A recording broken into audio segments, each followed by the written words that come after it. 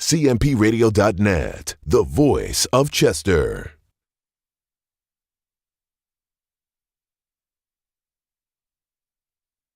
My name is Omar Skinner. My name is Brielle. My name is Rainier Chapman. My name is Pamela. Expecting father. I'm kind of nervous. Don't really know what to expect for it.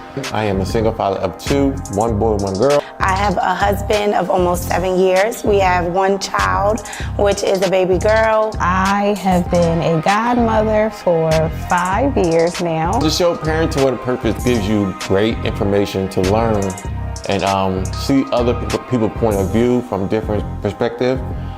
Just take it and take heed to what they say and put it into your lifestyle. Parenting with a purpose for me would be leading my daughter into the world, showing her that she's not in this world by herself. We all know that it takes a village to raise a child. Just being there for other individuals to know, like, you're not alone. There's resources out here, there's villages out here for you to be a part of. And when you're connected with Parenting with a Purpose, you have all those things right at your front door.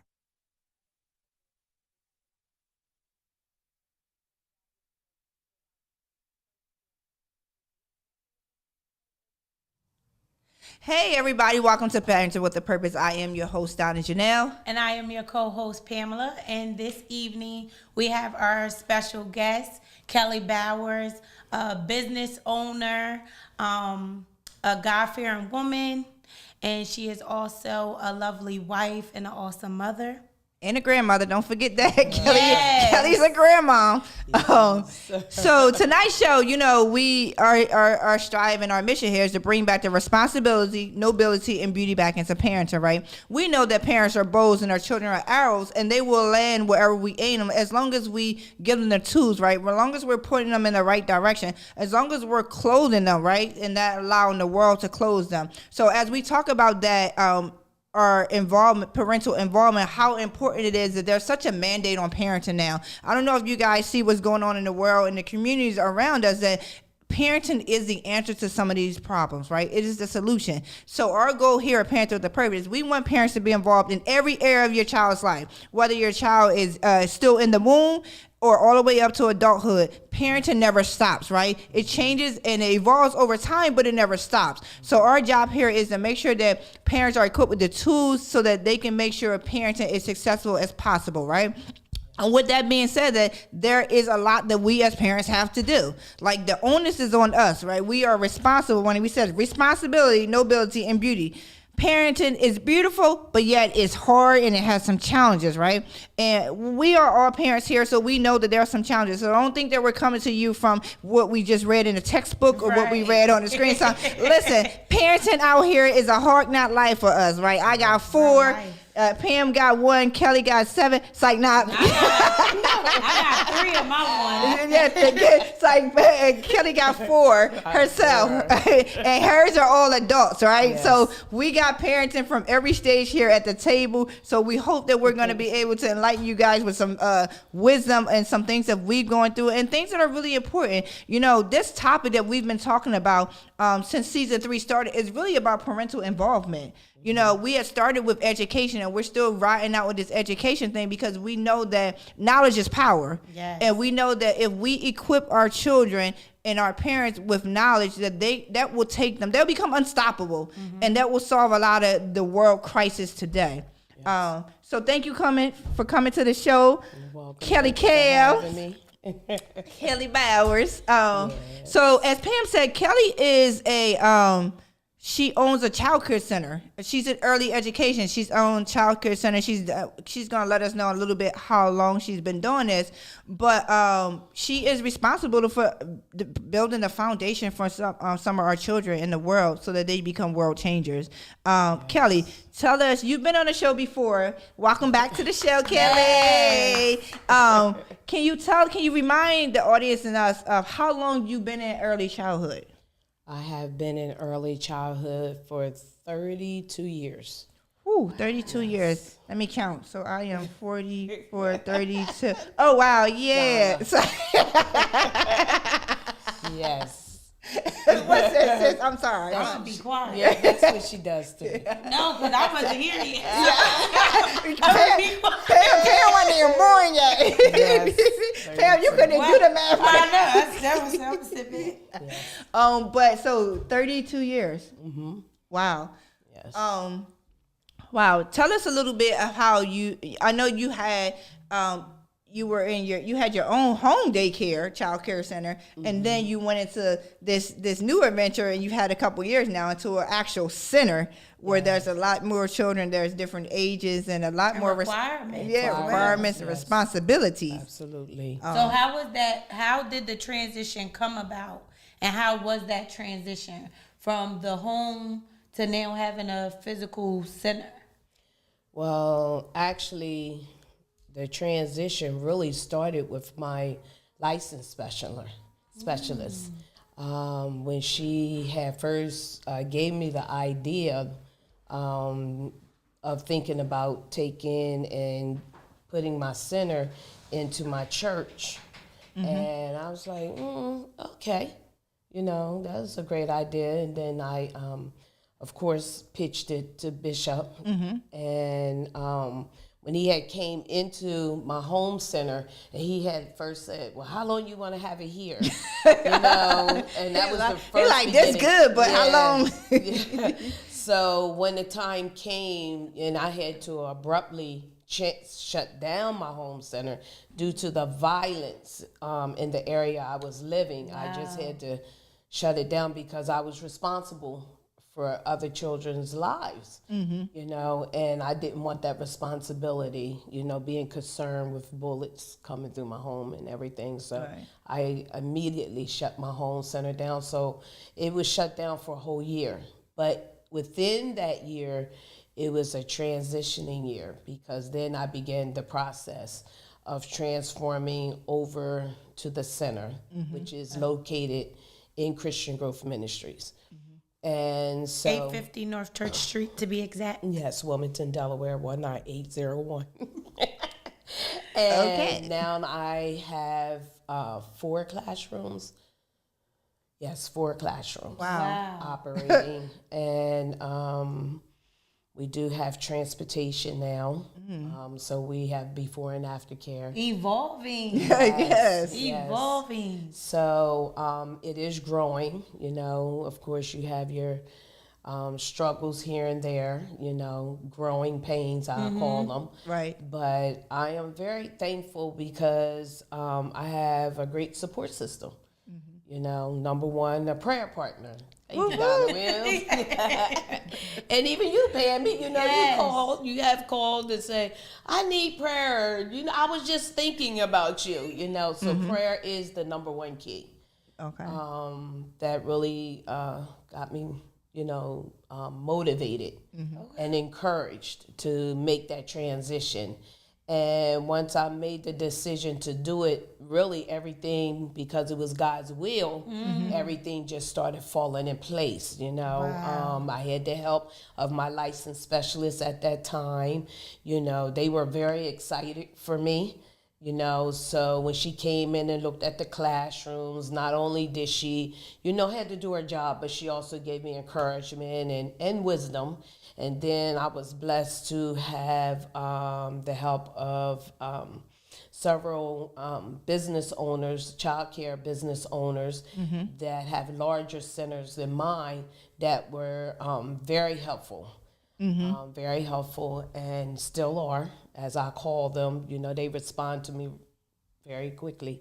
So the transition, it was hard in the beginning because the way I had to shut down. But then when I started moving in faith, it became easy. Everything just started falling in place. And I didn't really have to do a lot of advertising. Right. But,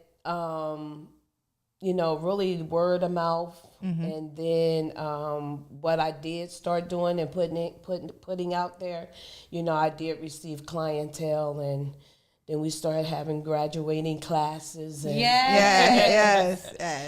So. Which is beautiful when you do your graduation. I attended the last one. I thought that was just amazing. They was up on so stage. Cute. They were so cute. And they are so excited. They come dressed and ready. They tell their whole families. They're so adorable. Yeah. Now, Kelley, sorry, I said Kel because that's what I call you. Now, Kel, I have a question. What makes you really want to do early childhood education? Like, what's the drive there? Because there's so many people, they can start off in early childhood education, and as they continue to build their curriculum and then go into their higher education, they tend to go into like school centers and things like that versus, owning your own child care center, being a CEO and director, and was a teacher. You stepped out of the teacher role now, or you still a teacher? I know you were. Well, no, I'm not in the classroom now. Right. So I'm more the administrative end. But finally. But that's a blessing. Yes, but I do still go in and help Amanda with the preschool area because of the fact that, I have several children that would be graduating this year. So I want to make sure that they have everything they need to have to go to kindergarten. Right. To make sure nothing is, lacking in any kind of way. So I still assist her because she still have those age groups from 3 to 5. Okay. So those, those 4-year-olds, I have to make sure that they right. Yeah, they right. So, ready. Let's touch on that because you said I have to make sure. So it's like that that's your duty. That's something that you have taken on. You don't really hear that too much. So I know that you take it personal and that you genuinely care. Number one. However, what does that look like? Making sure they're prepared. Like, what are some of the foundations that you're like, okay, you're going to be good when you go to kindergarten? Okay, number one is the curriculum that I chose. Okay. I have been familiar in using the curriculum, ABECA curriculum, for over, from the time that how many years is that?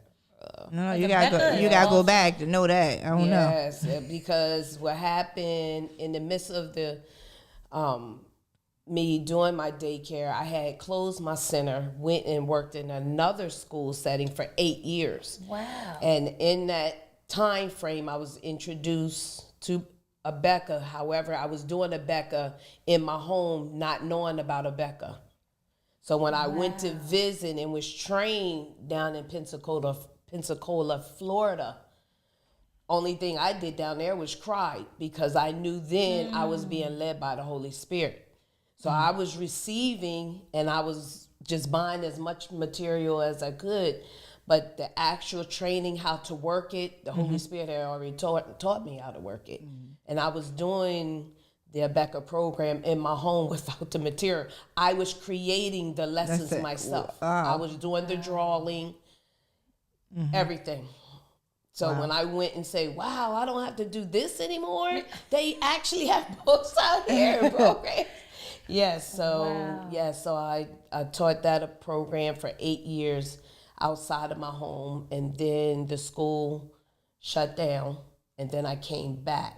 But then when I came back, I said, okay, Lord, do I want to go into being a nursery program again with the infants and the babies? Or how do you want me to do it? I had to pray and ask that question. And then that's how I came up with a preschool with a purpose. That was the newness of my business. Right, okay. And meaning that my the foundation, my calling is to lay the foundation of Christ in the hearts of the babies, that when they get older, that they will go forth and change nations.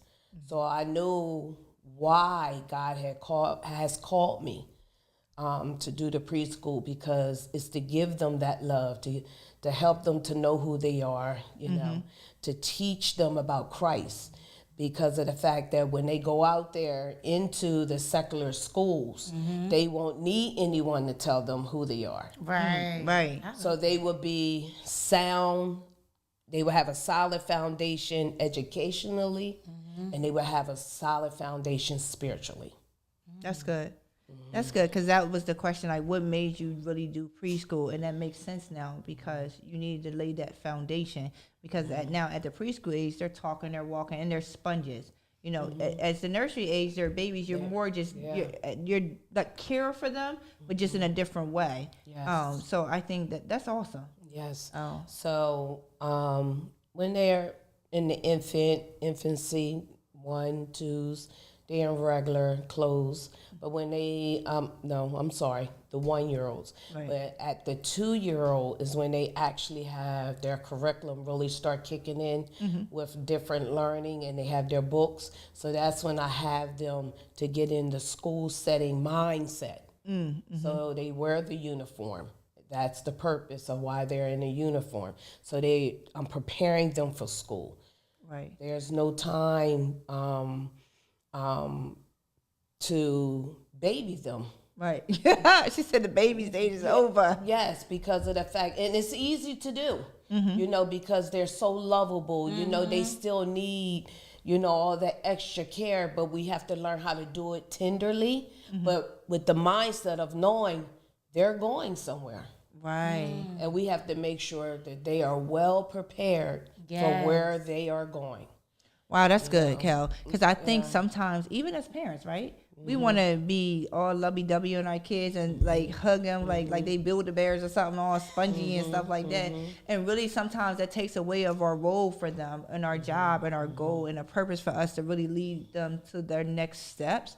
That sometimes it hinders them. So I like that, because you're right. Like in a regular daycare, like there's just different care for the kids. But once they start to grow, and what are we setting them up for? How are we preparing them? I like the uniform idea, because I don't know, back in my day, It's structure too. Yes, exactly. It presents. There was a thing called Dress for Success. So I feel like that's what uniforms kind of get you. And even if it's not a regular uniform, but even if you're just dressed in like a suit and tie and things like that, it really prepares the children for a mindset that we're going for a purpose, and that I'm dressing for the success that I'm looking to get.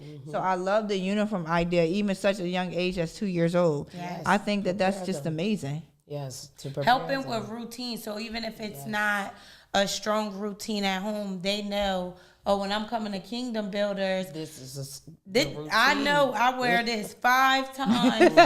I may not know how many days is in a week, but I know I'm wearing this 5 times, and it's already setting a foundation of structure right there.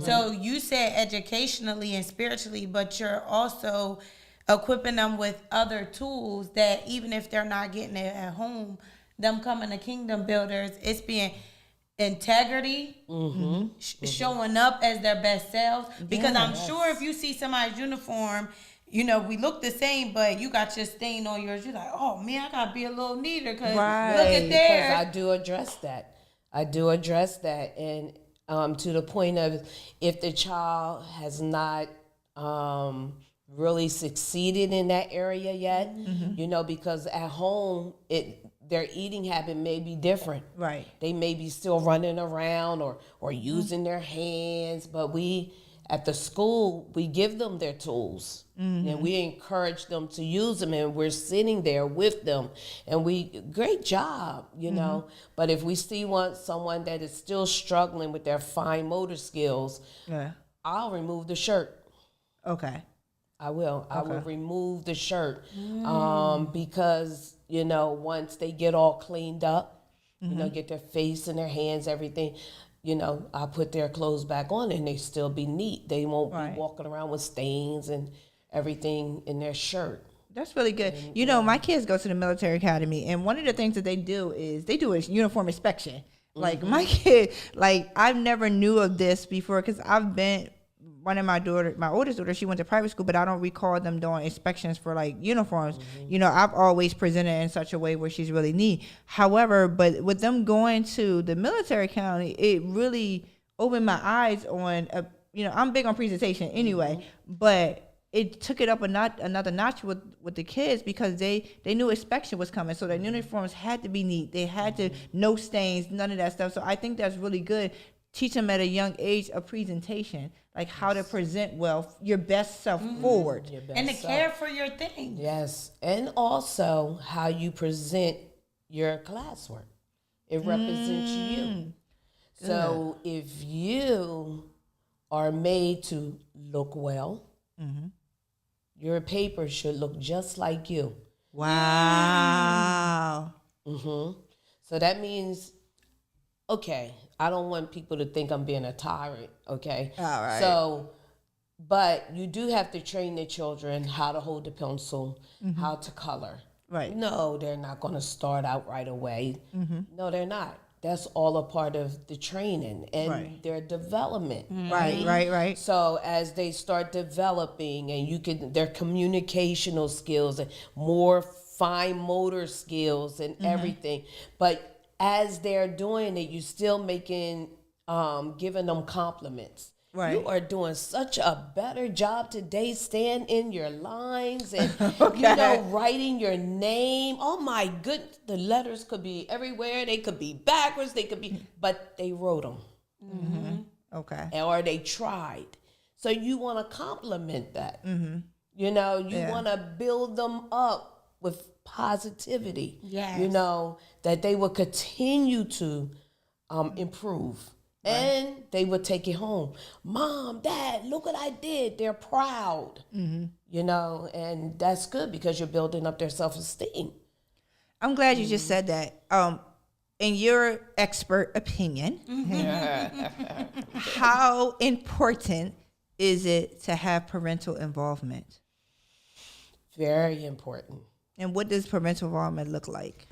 Well, for me, parental involvement means, number one, the parent is involved in preparing their breakfast, involved in preparing their lunch. Because, seriously, because having the small center just for a moment, we don't have the ability to prepare our lunch. Okay, so I made the decision with parent involvement. Hey guys, would this be too much for you to bring the children's lunch in? They have agreed. But also, the children love it because it becomes a conversational piece at the table. And I love that because they're communicating with one another. Do they be trying to trade? No. Oh, that's good. No, they do not. They do not try to trade. That's good. They are very thankful with their mom or their dad has prepared for them. And they will let you know if dad prepared their lunch. They will say that. That is beautiful. Yes, so no, they have not, they are very proud about what's in their lunchbox. And they'll also let you know if it's something new. One child today, he had Amanda and I in tears. He tried it. He really did. He chewed it up. He said, ooh, ooh, and spit it out. It said, ooh, ooh, ooh. We were hollering. We really were. Right. But it was so cute, because he, when we tell the children, that's your mom's love. So you have to eat your mom's love. This is what she gave to you. So try it. And he like, what kind of love is this? Because you told me this is my mom's love. Wait a minute, flag on the play. He ate the rest of the lunch, but it was funny. It really was. But yes, parental involvement. Yes, how they take involvement in, like I said, their lunch. Their presentation with their uniform, their communication with us. Okay. Because it's important. As we have the children about 10 hours a day, you need to let us know if you notice something that the child may not be feeling well that day, or you think they're getting a little cold or something like that, and give us instructions on what you want us to do. So, but it's also important that when the child brings home the classwork, that part, that's vital. Why? Because how you take a look at their work as a parent, if you say, great job, Johnny, you did it. Oh my goodness. You make a big deal out of it and hang it up. That gives them, when they come back in, their performance the next day, they ready to do something else. Take it home. Yes, I'm going to make a line today. Yes, that's right, because they want to make their parents proud. Right, okay. But if you just don't even take it home out of the cubby, That says a lot. Especially the 3-year-olds, 4-year-olds. That starts planting little stuff inside of them. Absolutely. And they don't want to learn. So when we say, okay, let's do circle time, let's play a game with our numbers or our letters, they, Right, like it's not important to them because it's not important to the parent. Wow. So what I'm hearing you say is that parental involvement is vital, and one of the ways that parents can get involved is getting involved in their education. Mm-hmm. Absolutely. We went to visit a school, Bishop and I, and we were talking to, I believe she was the vice principal, and she said the worst thing ever is when they have to make a decision on a child's life based upon the 504s and the IEPs and the FIRs. And the parent didn't take the time to come and sit and meet with them to find out what's going on with their child. Now the state has to make a decision on your child's future without you. Wow. That stuck with me. Yeah. Like, oh my God. Right. Yeah. Parental involvement is so important because, as we say here and we say all the time, parents are your first teachers, your first cheerleaders, your first advocates, your first lovers. Like, parents are the first of everything. And if what you don't get at home and you expect someone else to give to your child, I think that's utterly ridiculous. Like, you got to give it to them so that they can understand and accept it from others. I think you and I had this conversation previously, Kel, about when we talk about the whole yelling at kids and stuff like that, right? Yeah. About like if a parent is yelling at their kid. Now we talk about parental involvement. I ain't talking about be screaming at your kids. But if a parent is constantly yelling at their kids, when they get into another setting, that adult now has to yell at those kids because that's all they hear. Like, if you constantly screaming, like, because they're not going to hear the soft, gentle voice or the level voice because their ears are not attuned to that because they're so used to hearing somebody yell at them. And then that becomes a problem within a classroom because say that you're a teacher who don't yell at kids. Well, this kid's never going to do what you ask them to do because you ain't going to be yelling at them. Right. So really training parents so that we're not screaming at our kids, that we're talking with them, not at them. Right. So that they're better off be able to receive the education they need to receive from that standpoint. Yes. We talk about that a lot because we see a lot of that. That's called something. Like when you use that same tone all the time, because then when you do have to get stern with them, it's like, well, you talk like this all the time. Yeah. So at this point, like this ain't nothing new. Like, you mad today? I didn't even know you was mad because you like this all day. It's an emergency. Are you sure? You get what I'm saying? Like, should I really be doing this or should I be doing that? Because this is what always happens here. And it's like, wow, we really got to sit back and evaluate ourselves. Like, what are we really doing? You know what? That happened. So, we going to... How effective are we? Yeah. How effective, that part right there. Because we have to make sure that we are getting our point across to our children, because you have to think about it. In the age that they're growing up in compared to... compared to your age, Kelley. Compared to your age, Kelley. All right. Compared to your time. Okay. Right. I'm closer to that than she is. She's starting with that. Our children today have a lot of distractions. Yeah. A whole lot of distractions. So it's hard to get their attention.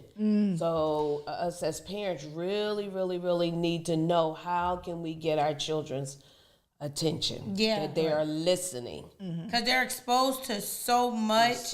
In this time frame. Like, I remember my grandma used to be like, oh, these kids is fast, they busy. I was like, no, y'all used to treat us like we was a little slow. Like, and we probably was exposed to certain things. They was holding us back. Huh? Yeah, I'm trying to tell you. Like, their minds go like 1,000. Sometimes I sit there and watch Victoria and I'm like, what are you thinking? And she'll get like so tickled pink, like, Mom, how do you know? And I'm like, I could tell you do certain things. It's either she wants to do an action, whether she wants to write or read, and then sometimes she's about to draw, and it's like, I don't even want to do this anymore.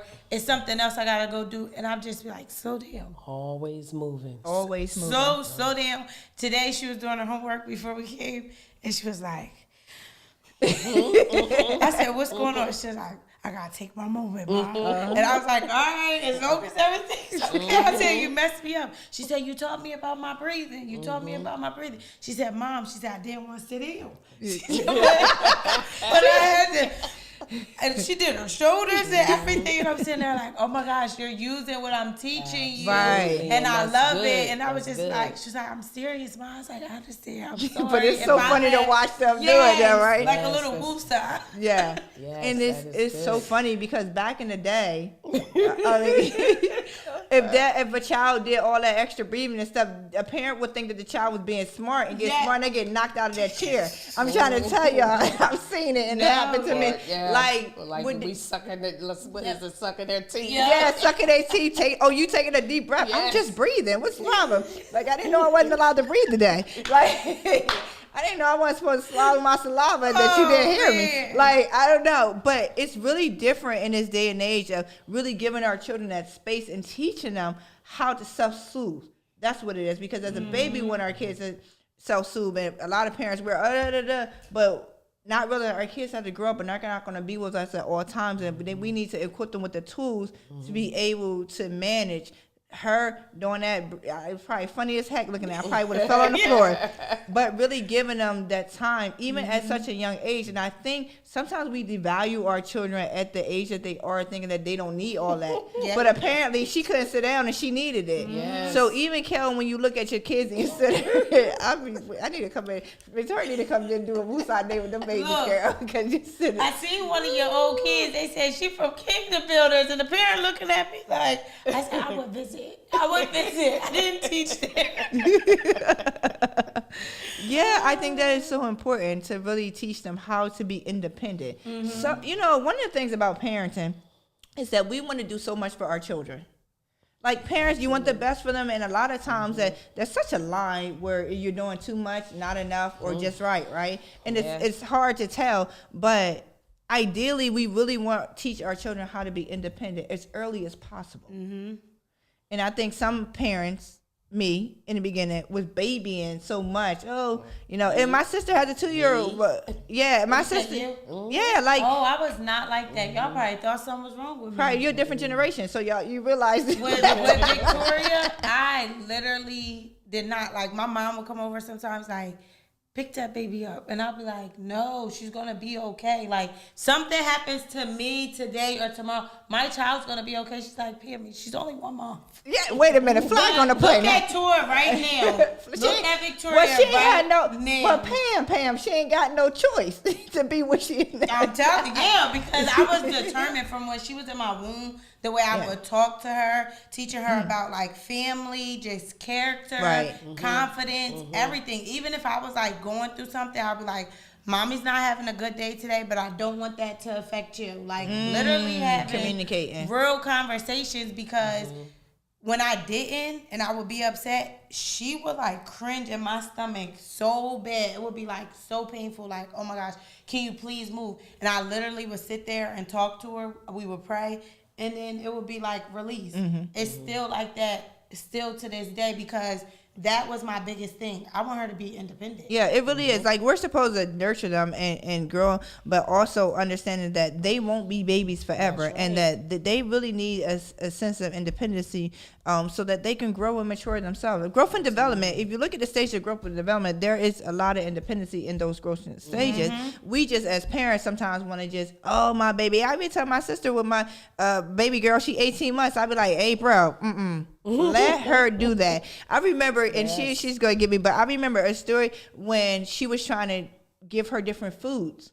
And, I'm a pediatric nurse, and I've been doing this, for a long time, and I've been parenting for over 25 years. So I'm like, why is she still eating that? Like, and why are you feeding her? Like, what is going on? And I was like, she's like, but she's going to get messy. It's okay. That's part of that. And I used to be like, I used to give her different foods, and my sister would like, she ain't gonna like that. She ain't used to that. Gave that girl that, tore it up. My sister was like, I didn't even know. So sometimes, even as parents, we want to just continue to baby them, but that's not what they need. Parents got to give them our children what they need, not what we want them to have. Right, because we're preparing them to go somewhere. Yes. Right? Yeah. Absolutely. Yes. Absolutely. You know, that's one thing that I keep in the forefront of my teacher's mind. You know, especially my wonderful Kalia. She's a cuddler. Oh, hey, Kalia, put that baby down. They've been hugged all morning long by you, okay? Kalia is a hugger because at your graduation, Kel, at that graduation, all them little babies did not want their parents. They was running up on stage for Kalia. Yes. I was weak. She couldn't even finish the program with the other kids because those babies was really having a fit to try to get to her. I was like, wow, they are so attached to her. And She's they a can't cuddler. say her name. What do they call her? It's so cute. Some say Lily and some They call her this one name, and I was like, who is that? Who is that? They was like, Kalia. And I'm like, oh. It's good to have a person who's at a child, especially when you go to centers, right? To be able to love your child as much as you do. It's very important, but also, like you said, reminding your teachers that they have somewhere to go. Because I saw that, I was laughing behind them. Them kids was running up on the stage. They moms was like, "Come back over here," and I was like, "Oh, it's a struggle between the teacher and the mom today." Like, I was cracking up. I was weak. I was over there weak because I was like, "Yo, he don't even want his mom though." Like, yo, he want that teacher. But that's so important to remind teachers that they have somewhere to go, and I like that. One of the other things, Kel, that I want to talk about tonight is nutrition. Yes, we talked a lot about that. Yeah. Yes, nutrition. What we see in the lunches, what we see in the breakfast, or even the snacks that some of these parents bring in for their kids. A lot of it, sometimes it's just quick stuff. Like, we want our kids to have something quick. But you and I had this conversation, and Pam, we talked about this on the show before, about certain things that we have in our children's snack that really kind of alter the brain, right? The chemicals and things, and also the hazard in them, not just the chemical base, but even just the choking hazard and things like that. Let's touch base on that a little bit, because you are early childhood education, so you dealing with children when they come from bottles to finger foods to using utensils, and really having to learn how to navigate chewing and swallowing. So let's talk a little bit about that. Okay, so when you and I were talking about that, my first concern was the oodles and noodles. Let's deal with that. Oodles and noodles. Are you familiar? You know what was? Yeah, you know that. Oh. You giggle. No. No, because she get. But the oodles and noodles, I had to ban them because of the fact, because number one, it became a choking hazard. You know, we found that out. And then all the salt. It is. It's a lot of salt in those things, you know. And we don't want to keep giving our babies a bunch of salt. Right. Then we wondering why they have headaches and they're getting sick and everything like that, you know. Some children used to have oodles and noodles every day. Yes, and it's not good, and it's not a healthy meal, you know. So we sent out, Donna helped us to put a letter together, and we sent out the food pyramid Perfect. to the parents to give them an idea of the different type of foods that need to be given during breakfast, lunch, and we take care of the snacks. Okay. So we know that their snacks are healthy because that's what we have to do per the state. So they have to have whole grain. Milk, water they can have. They cannot have juice all the time. But if they do have a juice, it has to be 100% fruit juice. Yeah. Yes, so that's what we make sure that we serve. Now, when we do our AM snack, it's usually like a whole grain waffle, or it could be pancakes, but they have to have fruit with that meal also, and milk or fruit juice. You know, it could. So you have to do a grain and a fruit for the AM snack, but for PM snacks, same thing. Oh wow! Yeah, it makes sense because you're supposed to get 4 fruits, vegetables per day, and you can get. And then again, we're building a foundation, right? Yes. So even teaching them, because some parents really just don't know. They kind of just give them what they have leftovers or something like that. And they really don't know, or the easiest thing, and not really understanding the nutritional value of food, right? So starting them off early, so not even just teaching the parents, but teaching the children of what they should eat and what fruit looks like and what's vegetables. When we talked about that whole oodles and noodles thing, it was just... And the vegetable also. And the vegetable. Yeah. They need to get familiar. Your AM snacks? It could be either or. Oh. Yes. So like celery is a vegetable, broccoli, raw, those things. But it's so important. Like when you had mentioned that oodles and noodles, and I was like, yeah, well, it's sodium, but it's a choking hazard too. Like, what is it? The oodles and noodles, how and parents really don't know. My daughter, she loves ramen, but what she does, she makes her own now. Because she doesn't use any of the seasons in there. She just like the way that the noodles are. So the one that tests my inner gangster, y'all know. She makes her own ramen though. She uses the noodles, but then she puts her own broccoli in there. She does all this stuff. Like, it was so gourmet.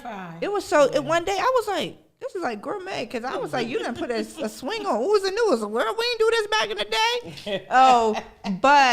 At first I had banned it from her because I thought that all she wanted was these oodles and noodles, and I thought about the sodium intake and things like that. But when I found out that she wasn't even using those packets, like she really just liked the noodle portion of it. Okay. And, for the babies, they was putting the packets in there. Oh yeah. Yes. That's a flag on the play. Flag on the play. Like, and half of them trying to learn. Look, they trying to learn how to swallow and all that, and they got noodles all curled up in their throat. The salt. Yeah. Oh my. Yeah. But it's so important, even in your line of work, is to educate the families on nutrition. Yes. So do you sit? Oh, I'm sorry. No, because it's just not it's just not academia. It's holistically. Yes. Absolutely. Now go ahead, Shorty. I was gonna say, when you helped make the letter, did you give food ideas? I think I put a couple examples on there. Yeah, I did put examples on there. Okay. How to replace it. Yeah, I did. Because I'm a strong believer. Like, if you're going to tell somebody to take something away, you better tell them what to add in. Right. Absolutely. Right. Because they're going to add in anything else. Like, that something worse than what you told them to take away. I know, right? They might just have all chips. Yeah. So. She'd be having that. That too. So, I want to, slide back to you being at the house. Did you have teachers there with you, or was it just you? Well, I did have teachers with me, but they were younger. They were growing up in the field, and they probably strayed from it now because they're adults. But I always had, especially in the summertime, one of the children that had was with me when they were younger, and now they're a teenager and they want a job, I let them come work for me. I still do that. Awesome. I still do that.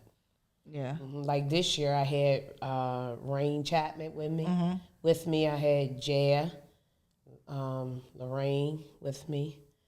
Who else? And they love the little people. Yes, absolutely. They have a heart for them. So that's awesome, even the way that you give back and give an opportunity to see, is this a route that you want to go? Yes, absolutely. When you start career-wise and things of that nature.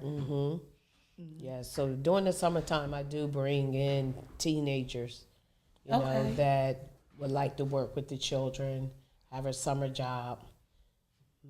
Okay. And they have a workload. I let them know what they have to do. So they cannot just be sitting around. No, you cannot be on your phone. Your eyes are at work. You have to watch the children, Because they're busy. Yes, read books, play games. Arts and crafts. Keeping them active. So for communication, I know you were saying, just showing up for the children in different ways. But how do you communicate with the teachers, you and your staff? Do you guys use like an app, emails, in person, letters? With the parents or with the teachers? With the parents. Like, so how do you and the staff communicate with the parents? Different ways. Okay. Number one, face-to-face communication. All right.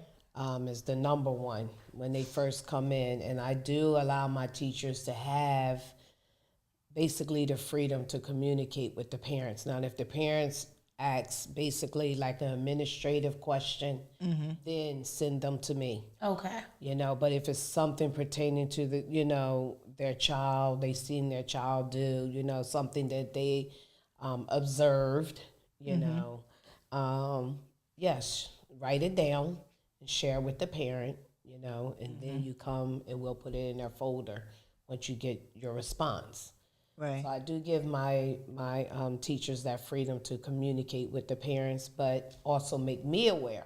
So that you're in the loop. So yes. Face-to-face communication. Naya sends out emails. Okay. If there's a change or a sickness, that is spreading around, something that is very, very important that the parents need to know immediately. Naya will send out an email. We'll text. Okay. We'll phone call. Okay. Whatever way we have to do. We don't get their attention one way, we'll keep it going. And so do you feel as though you've made the environment suitable for parents to have that open line of communication with you and the staff?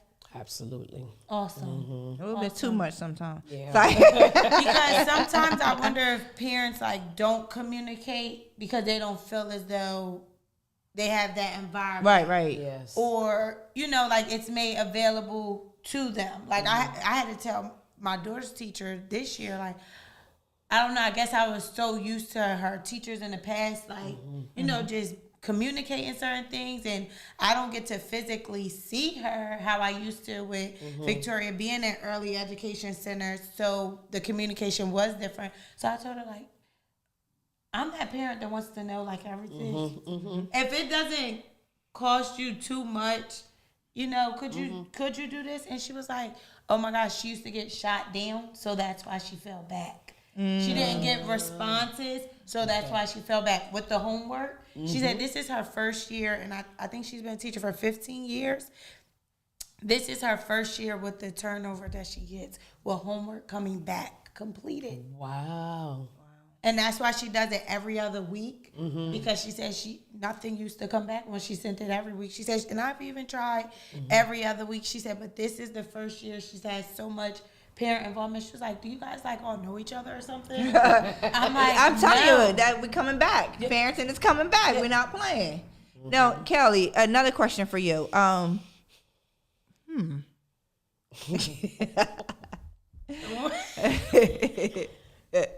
No, seriously, not. How can you give us some examples of how parents should be, I guess, being involved educationally and socially with their children, either prior to coming to preschool or even while their children are preschool? Because again, our kids are going somewhere. So what does that look like as a parent? When you're giving the child homework or work, what are the parent doing at home? Can you give us some examples of what you would like parents to do to help make preschool successful? There we go. Well, learning starts at home. That's the number one thing. I suggest that parents, number one, learn how their child learns, what they like, what will motivate them, right? So when they do get into preschool or when they do go to kindergarten, right, the first thing the teacher is going to ask, what does your child like? You will be able to give them an answer. Well, you know what? He really liked cars, and if you just bring cars around, he will do anything for the cars. And of course, as a creative teacher, you can do a whole lot with cars. Right? So that just gave her a leg up in creating or putting her lesson together. Wow. Yeah, I never thought about it like that. Yes. So that helps a whole lot. The parent is able to tell the teacher, about their child, their likes and their dislikes, right? Will we be wondering why a child is shutting down? That's because we're doing something they don't like. Right. Yeah. So, and then that's where it's important for the parent and the teacher to communicate. Yes. Yeah, I can see that. Yes. So that's the importance there. And then as the child continues to develop, you just start making sure that they have different things that you see that they are struggling with. Say if it's their county, right?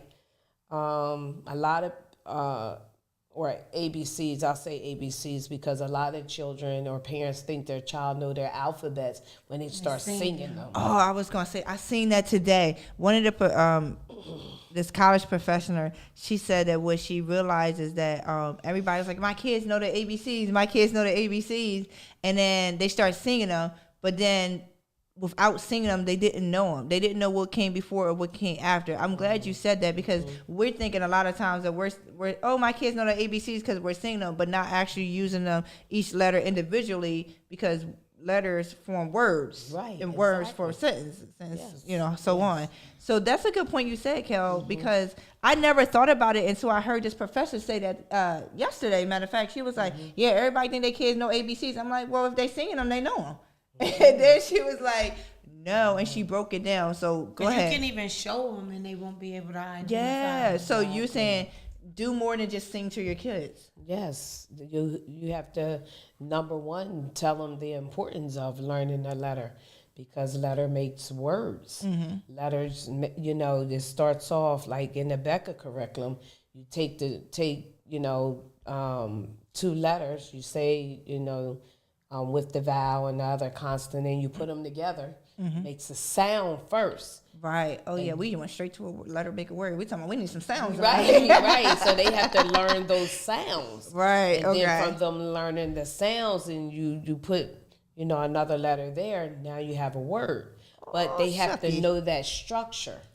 See, that's why you who you are. Cause you I didn't jump right to the words. I'm like, listen, you need to learn this letter so you can get this word together. No, you said you need to learn this sound so you get this letter. So with that, they're able to sound out words. Yeah, that makes sense. The phonics a little bit. Yeah. And then it also teaches them the importance of certain letters, like the vowels. Right. How they operate and also how they change sounds. Yeah. Wow. So don't just jump and skip and think your kid's supposed to be reading a whole book and we didn't even teach them how to sound. No, they sound. Yes, but the main important thing is that you're teaching them about their alphabets and why they're important. So then as you're teaching them, they know exactly what they are supposed to do and what they need to listen for. That's good. All right. Any more questions? Because I know that was good. Because I didn't even think about that. We need to come to a close though. But anything, Pamela? You have anything to say? I think that just really hit me. Like really teaching them the importance of the alphabet. We're not just teaching the alphabet. Just anything that we teach our kids is not just teaching them just to teach them. It is really tools to get you to the next level. And we can't jump and skip these levels. No, that's one thing why I love the Abeka, because they have levels, they have steps, and now it starts at 18 months. Wow, that's good. That's good. Wow. Yes. All right. So we had a fantastic night here at Parental with a Purpose. We learned a couple things, even in my old age garden parenting. Okay. I ain't got no babies no more. I got some god babies, but just really understanding the foundational things that we really as parents need to be able to give our children, and how communicating and being involved with the teacher or the even daycare or preschool, how important it is. I think tonight, like our takeaways really is making sure that we're laying a foundation of nutrition, and just a foundation of like excellence. Like when we talk about presentation and appearance, and really giving our kids the tools to be successful, and that comes from the parent first. Yes, because like you said, with nutrition, we have to be mindful. That's brain development, Right. Brain development is so important, and people don't realize. I know one of the things when I was working in a doctor's office, and the parents used to come in. I'm gonna finish this up, but parents used to come in and ask us to write a letter stating that their child could not have like whole milk, or they wanted the 1% or skim milk and everything. And we used to have to explain to these families that that is not healthy for a child. You would think that it's healthy because it's healthy for an adult, but as children grow, you need that fat for brain growth. Right. You need healthy fat for brain growth, and a lot of times we want to put our kids on diets and restrict things from them, saying that they don't need this and that. But we know that sugar is carbohydrates, and that's energy source, right? We know that protein is necessary. We know the fat is actually necessary. So we used to have parents, and they would get so upset with us because we said your kid has to have fat. Like you want the kid brain to grow, but they didn't understand. But that's part of just educating families too. When we talk about nutrition and the things that they need, not just fruits and vegetables, because then some families will think, oh, that's all they need is fruit and vegetables. No, there's other parts that you want the grain to grow, or you just want them to be real skinny, and then they look like they're malnourished. Anyway, I digress. So she's a nurse. So it's been really a great night just learning about how important early childhood education is, and its necessities in order for our building a foundation so that our children are able to build upon that foundation and be able to have much fruit from that root. Is important. So we thank you, Kelley, for coming here again tonight and just sharing with us your experience as a home child care center and then a center, and how we're so glad that you are expanding. You know, I do remember you were just at home with that little living room, not little, but with that little living room. But now you have 4 classes, and that's just a testament of how much love and things that you're pouring into these children that you're able to grow and expand. So that's amazing. Definitely keep it up, and I see that your center is expanding to multiple centers because of the foundation you have laid in these children for all these decades, and we can see the fruit of it. Thank you. What you got to say, Pamela? I just want to say thank you for dropping a nugget of telling us, informing us about learning, the importance of learning your child. Because they are going somewhere. So not just they have somewhere to go, but they are going somewhere.